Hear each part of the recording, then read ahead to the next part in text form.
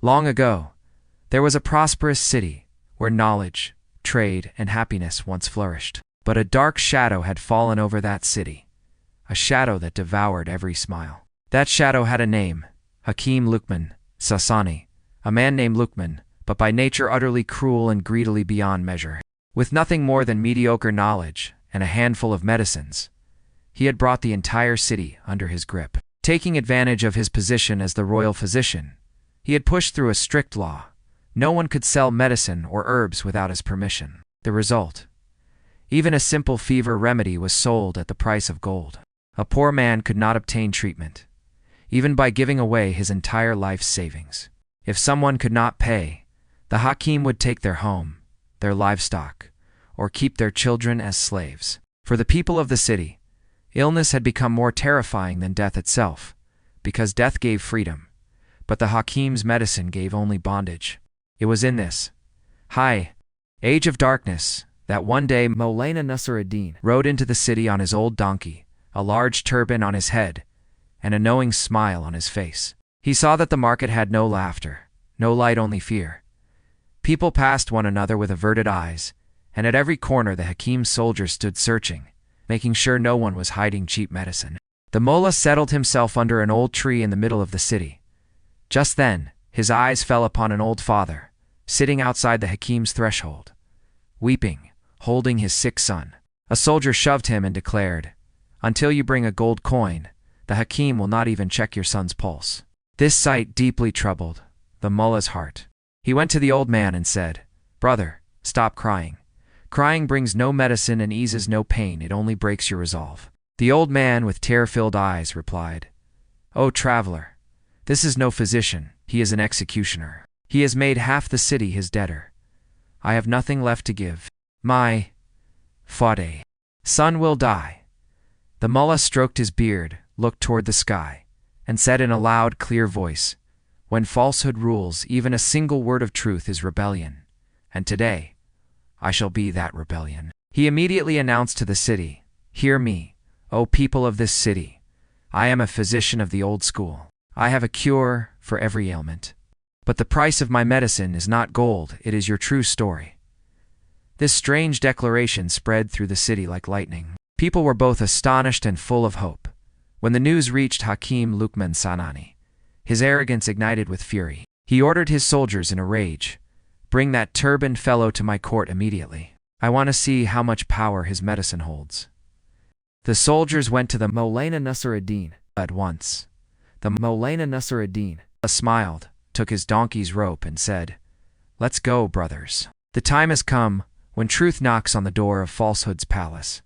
And so Mulla Nasruddin set off with the soldiers, firm in his conviction that the end of tyranny comes, not always through the sword, but through the spark of reason and truth. The tyrant Hakim's court was no less than a king's. Expensive carpets were spread all around, and the fragrance of rare herbs filled the walls, yet even in that fragrance, the blood and sweat of the oppressed could be sensed. Hakeem Luqman Saani sat upon a high throne, surrounded by his soldiers. When Mulla Nasruddin entered in his worn-out clothes and old turban, the Hakim looked him up and down with contempt and let out a mocking laugh. "So you are that quack physician who claims to be distributing free medicines in my city?" The mullah replied with complete calm, "Hakim Sahib, wisdom belongs to no one as private property. It is a gift from God given to bring peace to hearts, not to polish one's own shop." Anger flooded the Hakim's eyes. He snapped, "Enough nonsense. I possess the rarest medicines in the world. If you are a true physician, tell me what is the cure for the patients who come to me, and if you fail, you will be expelled from this city forever." The mullah smiled and said, "Very well, but I have one condition. I will treat only those here whom your expensive medicines have made even sicker. And the price of my cure will not be gold. It will be that golden scale of yours, on which you weigh people's desperation." A hush fell over the court. The Hakim thought, "What on earth can this mad traveler possibly cure?" He thundered, "Agreed if you win. The scale is yours. If you lose, your turban and donkey will be kept under royal stable supervision." The mullah called for the first patient, the same old father, whose son was caught between life and death. The Hakeem declared. His son has a lung disease that can only be treated by my musk medicine, which costs 100 gold coins. The mullah checked the boy's pulse, then turned to the Hakeem and said, "This child does not need musk. He needs the coolness of justice." The mullah took out a simple clay cup from his bag and poured plain water into it.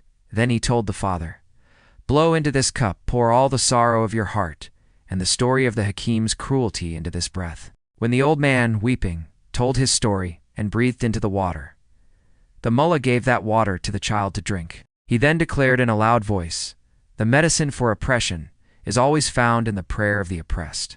Within minutes, color returned to the child's face, and he opened his eyes. The people in the court cried out in awe. The Hakeem, rattled, shouted, "This is sorcery.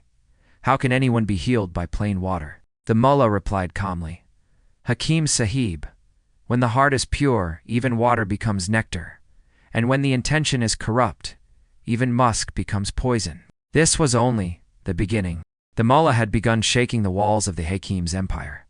The Hakeem signaled to his senior soldier, then said loudly, "Mullah, healing one child doesn't make you a master physician. That was mere coincidence.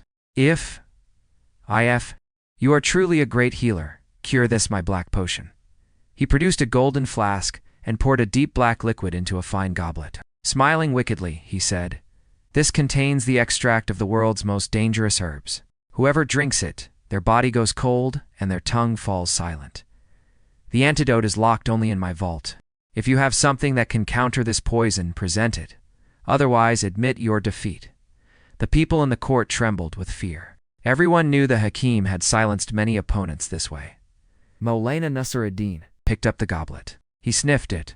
Then he was silent for a moment and spoke, "Hakeem Sahib, the cure for poison lies not in medicines, but in the intention of the one who draws out the poison. I am ready to drink this, but I have another condition. If I drink it and survive, you must today free all the oppressed people you have enslaved for debt." The Hakeem thought, "This man is walking straight into the mouth of death." He immediately agreed, accepted. Mulla Nasruddin said, "Bismillah," and drank the entire goblet in one breath. A death-like silence fell over the court. Everyone held their breath, waiting for the Mulla Nasruddin's body to go blue or for him to collapse. The Hakeem began to swell with triumph. "See, before my wisdom, this turbaned man has fallen." But his words were not even finished when the mullah burst into hearty laughter. "Hakeem Sahib, your drink was quite delicious, just a little short on sugar. Next time, add a touch of honey." The Hakeem's eyes went wide in disbelief. "How is this possible? Why didn't you die?" The mullah calmly pulled out an old dried onion from his bag and began peeling and eating it. He said, "Hakeem Sahib, the poison you gave me was far less dangerous than the medicines you sell to the poor at extortionate prices. My medicine is this simple onion and sincere intention.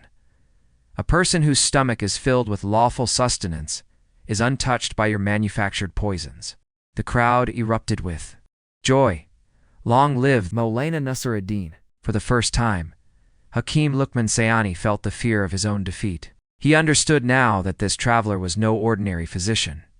He was a storm capable of toppling the walls of tyranny. Realizing that Mulla Nasruddin could not be defeated by poison or trickery, the Hakeem changed his strategy and turned toward the city's king.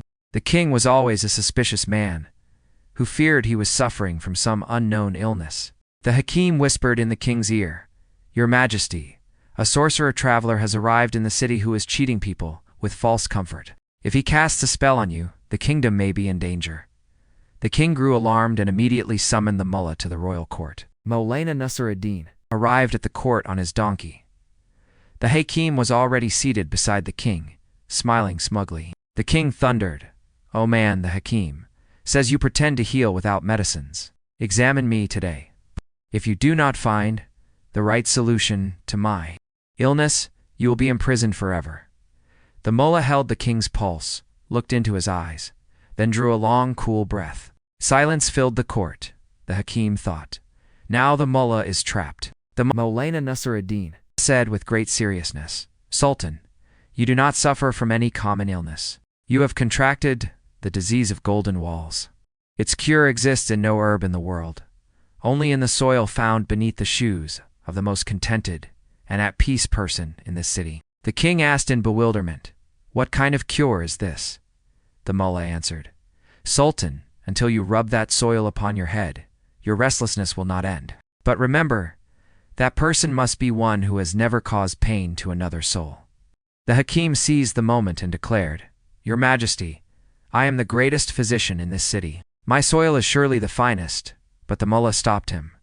"No, Sultan, the Hakeem's soil contains the tears of the poor. It would make you even sicker." The king sent his soldiers throughout the entire city to find someone who was truly at peace and had never committed oppression. By evening, the soldiers returned empty-handed. Not a single wealthy or prominent person in the entire city was found to be genuinely at peace because everyone was crushed beneath the Hakeem's tyranny and fear.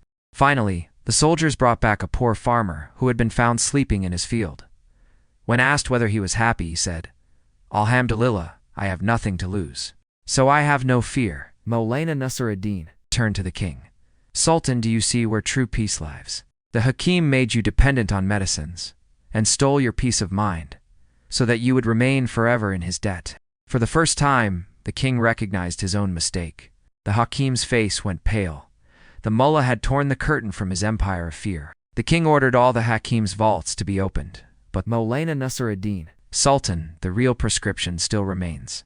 The king's court had now transformed into a court of justice. On one side, Hakeem Luqman Saani trembled in his golden robes.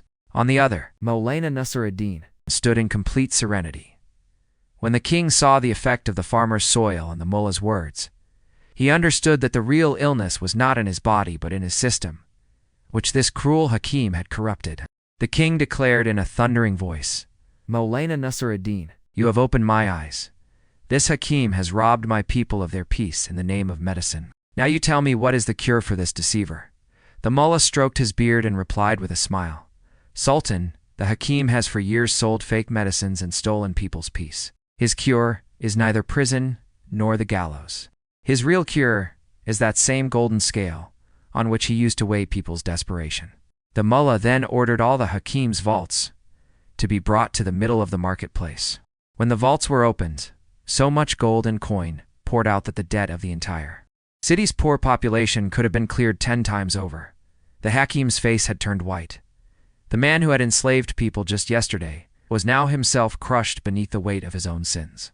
The mullah stood in the marketplace and announced in a loud voice, "O people of this city, from this day forward, no one is in need of this Hakeem. All this wealth which was snatched from you through oppression and deception is today returned to you with justice." The Hakeem, weeping, grabbed the mullah's feet and begged for forgiveness. "Mullah, forgive me. I was blinded by greed." The mullah raised him firmly and said, "Hakeem Sahib, do not ask forgiveness from me. Ask it from those sick children and helpless mothers to whom you gave death and slavery in exchange for medicine. The door to forgiveness opens only when the hand of oppression stops." The king immediately decreed that the Hakeem's royal license be revoked forever, all his property be confiscated, and a free hospital be established for the city. The Hakeem was ordered to sweep the city's streets so that he might learn to value the earth and the people he had once ground beneath his heel. Joy swept through the city. People embraced one another and chanted the name of Mulla Nasruddin. The wall of tyranny had fallen. Truth had triumphed. The next morning, as the first ray of sunlight touched the city's walls, Mulla Nasruddin packed his few belongings and prepared to mount his donkey. The king tried to stop him. "Mullah, a physician and judge like you is what this kingdom needs. Why not stay as my royal advisor?" The mullah gave a meaningful smile and replied, "Sultan, I only wrote the prescription of justice. Now, it is your task to follow it. I am a traveler. I must go to the next city where perhaps another tyrant is stealing people's rights." Then he paused and added, "Remember, Sultan, a true king is one in whose court the prayer of the poor and the justice of the wealthy are weighed equally." As Mulla Nasruddin passed through the city gates, that same old father and his son, now fully recovered, came to bid him farewell with prayers and blessings. The mullah looked at them and delivered his final words, "Standing up for what is right, that is true courage. As long as there is fear in your hearts, some Hakeem or another will keep oppressing you. From this tale of Mulla Nasruddin, we learn, no matter how grand the shop of tyranny may be, a single sigh of justice can bring it crashing down. True bravery is not measured by how much power you hold, but by whether you raise your voice for the oppressed. Remember, greed blinds a person, and wealth earned through wrongdoing turns even medicine into poison. Always be content with what is lawful, and learn to win hearts rather than chase greed. Because after death, a person lives on through their deeds, not their vaults.